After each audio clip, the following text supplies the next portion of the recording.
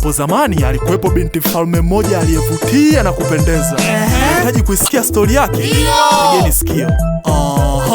Alikuwa binti fulani kwa majina Sinyorita, alisifika sana kila kona alikopita. Na kuhusu shepu vijana waligongana, maana hata kitembea unaweza ukaisa na katika. Asa mnabisha, kwa hiyo mnakataa. Alikuwa na meno meupe ambayo yanawaka kama taa.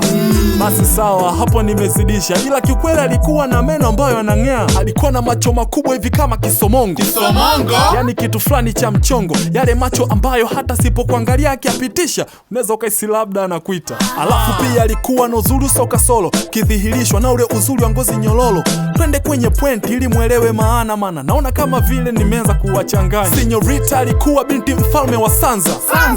Cho kijiji kiko Mwanza, ila sasa hivi kipo tayari kimesha kwenda. Kilikuwa kipindi hicho cha miaka ya 19. Ila Sinyorita alikuwa na shida fulani, hakuwa mwema kabisa kwa watu kijijini. Aliwazalau wazee na kuwacheka vilema, hata ambao aliwapiga kuna loweza sema. Ila siku moja zake zikawa zimekaribia, kila kitu alihisi kama kinamwangalia, mizimu ikachukia. Baada ya kumjua huyu, pale Sinyorita aligeuzwa kuwa mbuyu. Kitu cha kujifunza ningeomba muelewe, uzuri na majivuno kutafuna mwenyewe. Yani kwenye maisha ni vyema ukaelewa, mchawi wa wewe mara nyingi ni wewe mwenyewe, wajukuu zangu. Haya, kwenda kulala, kumekucha saizi. Usiku mwema babu. Haya, mkakojoe mkalale.